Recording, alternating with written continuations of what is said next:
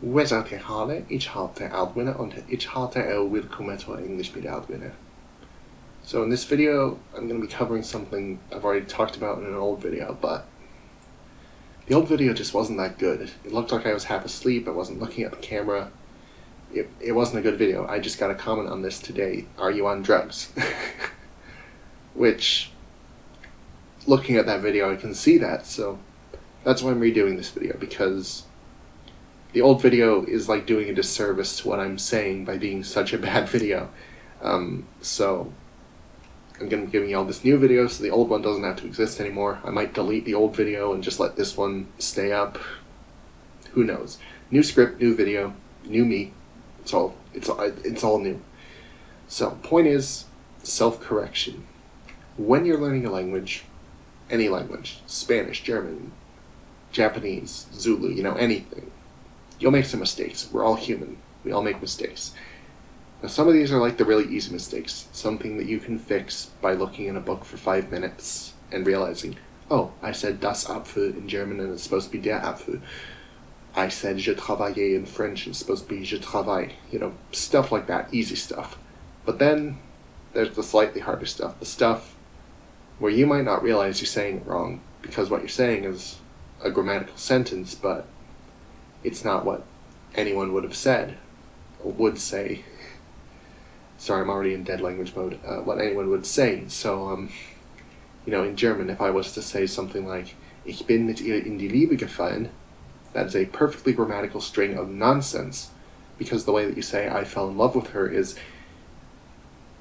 Ich hab mich in sie verliebt. So you don't say falling in love, you say I've for-loved myself in her. So it's very different. So the point is, this is the kind of stuff where you'll say, like the literal translation of the English, and then we got corrected by a native speaker because that's not how anyone talks.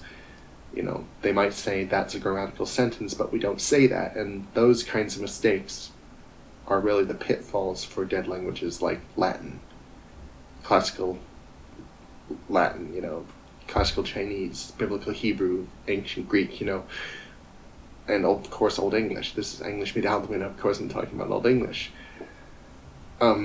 So there's no native speakers to tell you, oh, what you said is not what anyone would have said. So where do you go? Well, you go to the texts, you compare what you wrote to the text, and you correct yourself. That's the big takeaway, is you correct yourself. So, for example, how do you know if, say, a preposition is used in the same way in the two languages? Well, you look it up.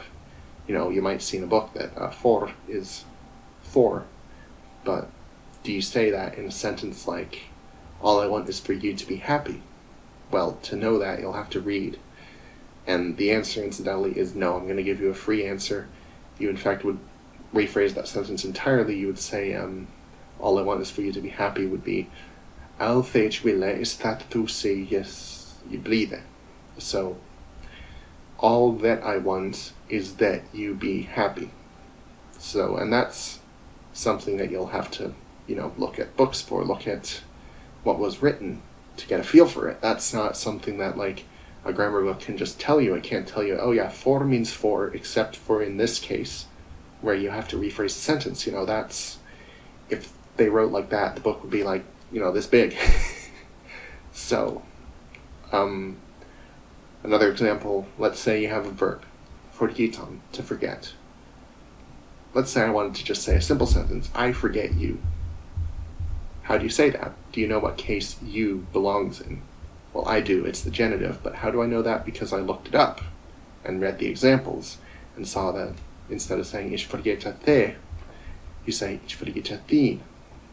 So that's the kind of thing you have to read, you have to be watchful, you have to be always looking for things that you say differently and figure out if it's an acceptable variant or not. That's the trick.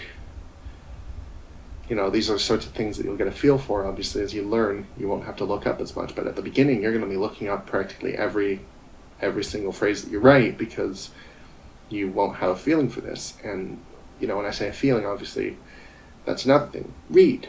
read the text whole. Don't just read isolated sentences.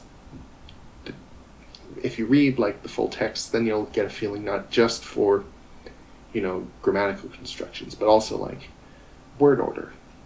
Old English word order is freer than modern English word order, but there were conventions, and if you read isolated sentences on the Bosworth-Toller site, you might not realize that those exist because they trim out a lot of, connecting clauses and treat them as full sentences.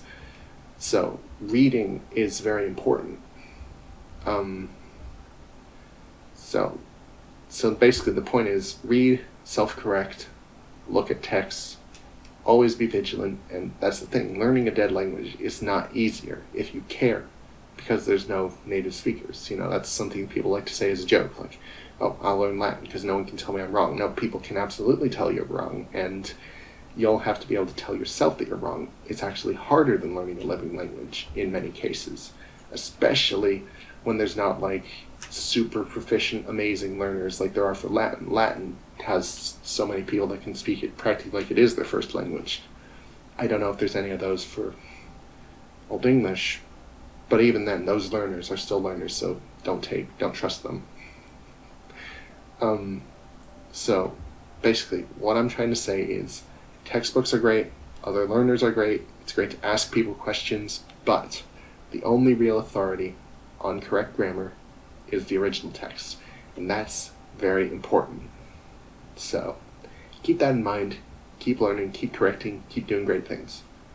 This has been English med Aldwin. It's tonkia thatcher sawan min iwon hord.